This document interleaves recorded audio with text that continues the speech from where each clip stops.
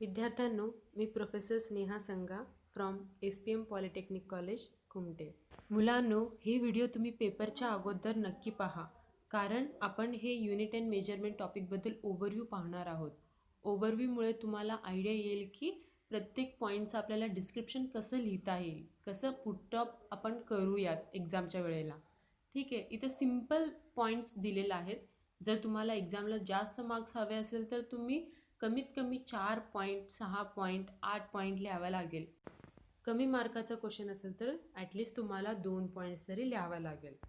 चला तर मग आपण सिलेबसच्या हिशोबाने जाऊया. आपल्याला 4 पॉईंट्स आहेत. फर्स्ट पॉईंट आहे युनिट अँड फिजिकल क्वांटिटीज.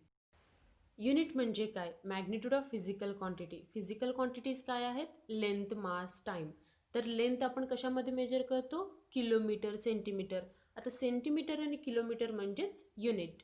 आणि फिजिकल क्वांटिटी म्हणजे काय? मेजर करतो आपण, म्हणजे लेंथ मेजर करतो, वेलॉसिटी. मग हे काय झालं? Physical quantities. ठीक आहे. तर फिजिकल क्वांटिटीज हे 2 टाईपमध्ये डिवाइड होतात. एक आहे फंडामेंटल क्वांटिटी आणि दुसरं आहे डिराइव्ड क्वांटिटी. फंडामेंटल क्वांटिटीज म्हणजे काय? A physical quantity which do not depend any other physical quantity, म्हणजे कुठल्याही फिजिकल क्वांटिटीवरती डिपेंड राहत नाहीत, त्याला फंडामेंटल क्वांटिटी असं म्हणतात. A physical quantity which can not depend any other physical quantities is nothing but fundamental quantity. For एक्झाम्पलसाठी आपण इथे टाईम कन्सिडर करूया. टाईम हे कोणावरती डिपेंड आहे का? नाही. तर मग हे काय झालं? Fundamental quantity. आणि फंडामेंटल क्वांटिटीचं युनिटला आपण काय म्हणतो? Fundamental unit. टाईमचं युनिट काय आहे? सेकंद. आणि सेकंदला आपण काय म्हणतो? Fundamental unit. आता इथे चार्टमध्ये तुम्ही पाहू शकता की 7 फंडामेंटल क्वांटिटीज आहेत आणि 2 सप्लिमेंटरी आहेत. तर आपण एक एक्झाम्पल पाहूया. First length. लेंथचं युनिट काय आहे? मीटर. आणि सिम्बॉल आपण कसं लिहितो? एम. स्मॉल एमने आपण इंडिकेट करतो. असेच बाकीचे mass, time, electric current, thermodynamic, temperature, amount of substance, luminous of intensity. Supplementary पण तुम्ही इथं पाहू शकता. हे चार्ट तुम्ही लक्षात ठेवा किंवा नाहीतर पाठ करा, कारण हे आपल्याला युनिट्स आणि त्याचे सिम्बॉल्स माहीत असायला पाहिजे. आणि डिराइव्ड क्वांटिटीज म्हणजे काय? The physical quantity which depends on one or more fundamental quantities, म्हणजे लेंथ, टाईम, मासवरती डिपेंड असणारे म्हणजेच derived quantities. A unit of derived quantity it is nothing but derived unit. इथं पण तुम्हाला इथं चार्ट दिलेला आहे. इथे 17पर्यंत डिराइव्ड क्वांटिटीचे फॉर्म्युला तुम्ही पाठ केलं तरी पण सफिशियंट आहे, कारण प्रॉब्लेम सॉल्व करत असताना तुम्हाला प्रत्येकाचे युनिट आणि सिम्बॉल माहीत असावेच लागेल. For example area. एरियाचं युनिट काय आहे? Square metre. आणि सिम्बॉल काय? मीटरचं स्क्वेअर. तुम्ही इथं पाहू शकता. ठीक आहे. तर 17पर्यंत तुम्ही पाठ करा, म्हणजे तुम्हाला प्रॉब्लेम सॉल्व करायला इझी पडेल.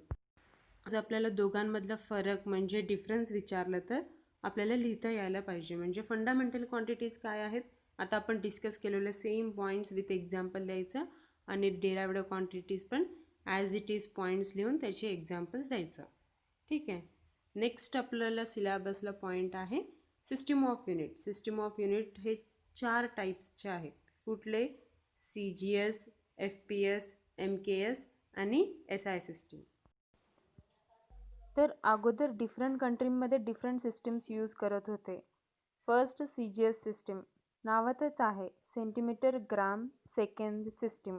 म्हणजेच in the CGS system base units are centimetre, gram and second respectively. तसेच in FPS system.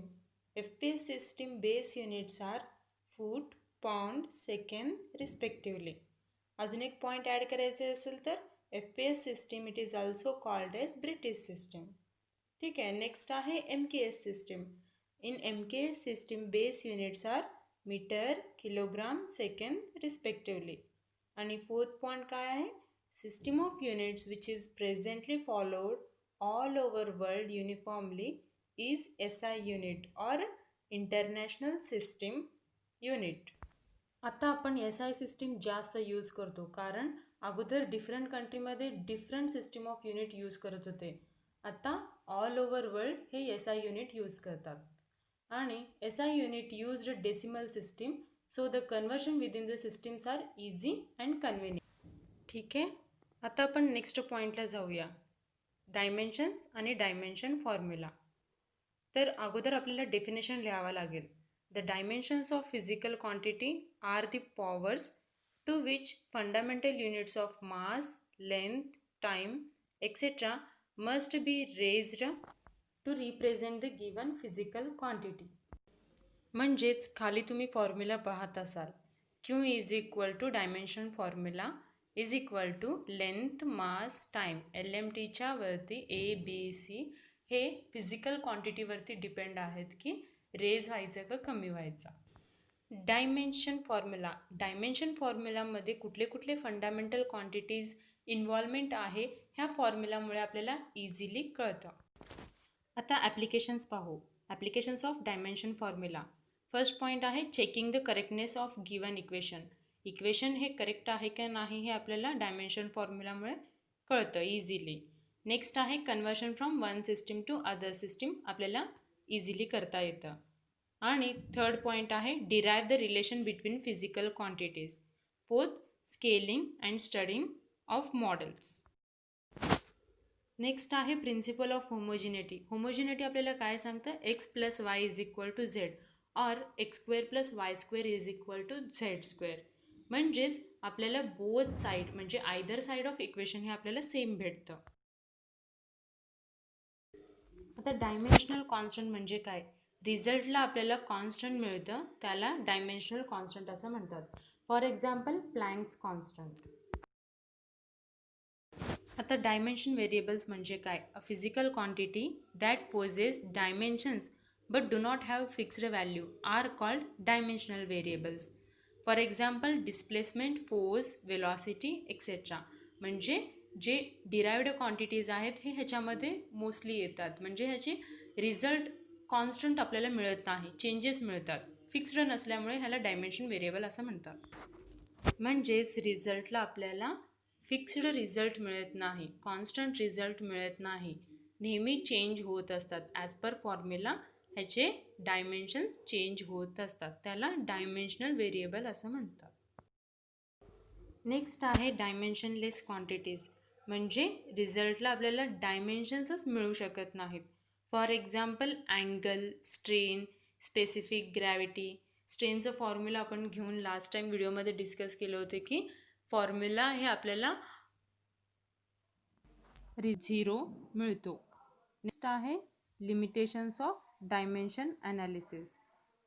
First limitation आहे की डायमेन्शनलेस क्वांटिटीज आणि डायमेन्शनल कॉन्स्टंट हे आपल्याला काढता येत नाहीत.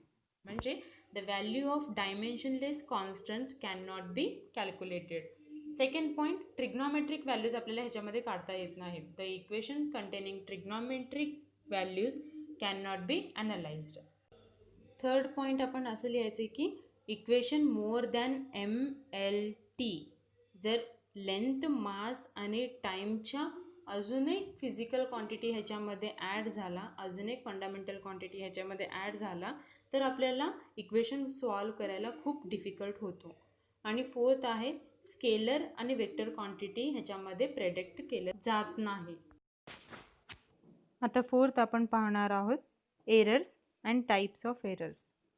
एरर्स मीन्स काय, the difference between actual value and observed value is called error. म्हणजे ॲक्च्युअल व्हॅल्यू आणि आपण पाहिलेलं ऑब्झर्व केलेलं व्हॅल्यू ह्या दोघांमधलं डिफरन्स म्हणजेच एरर. डेफिनेशन पाहायला गेलो तर uncertainty in the measurement of physical quantity is called error.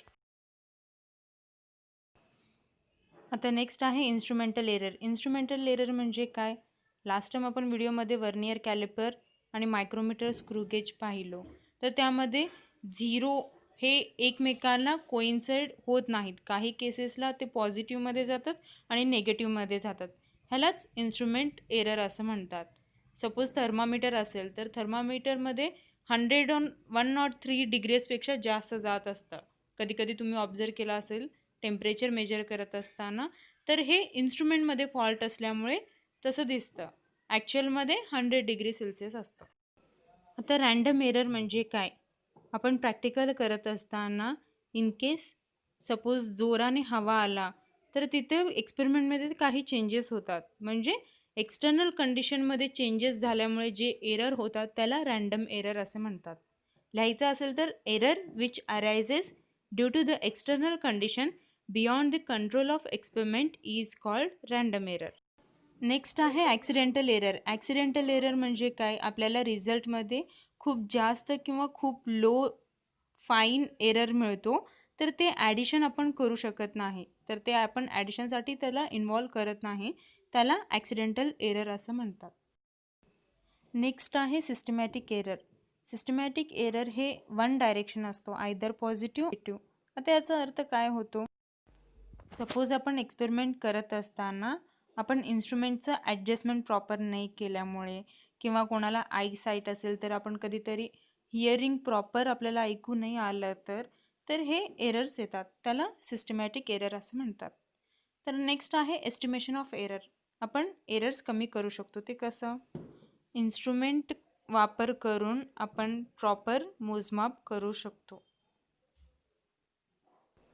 Next आहे कॅल्क्युलेटिंग करत असताना आपल्याला मीन काढावं लागेल. इथं सपोज 1 + 2 + 3 + 4 तर 4 अंक असल्यामुळे आपण डिवायडेड बाय 4 करायचं, म्हणजेच मीन म्हणजेच सरासरी काढावं लागेल. सपोज 3 अंक असेल तर डिवायडेड बाय 3 ने करावं लागेल. 10 असेल तर डिवायडेड बाय 10 ने करावं लागेल. त्याच्यानंतर ॲब्सोल्यूट एरर कसं काढायचं, मीन ॲब्सोल्यूट एरर कसं, रिलेटिव्ह एरर, पर्सेंटेज एरर आणि हे सगळे तुम्हाला प्रॅक्टिस करावं लागेल. कारण प्रॉब्लेम्स हे हमखास ह्या चॅप्टरवरती तुम्हाला एक्झामला विचारतातच. नेक्स्ट आहे सिग्निफिकंट फिगर्स. सिग्निफिकंट फिगर म्हणजे reliable digit plus uncertain digits are called significant figures. For example length आहे. एखाद्या बॉक्सचं लेंथ 1.53 सेंटीमीटर असेल. इथे 1 आणि 5 हे रिलायबल डिजिट आहेत, म्हणजे हे पक्का आपल्याला माहीत आहे की हे 1.5 फिक्स आहे. तर 3 हे अनसर्टन डिजिट आहे, हे आपण शुअर नाही, तर ह्याला अनसर्टन डिजिट असं म्हणतात. Thus measured value of 3 is significant figure. हे झालं फर्स्ट चॅप्टरचं ओव्हरव्ह्यू. थँक्यू.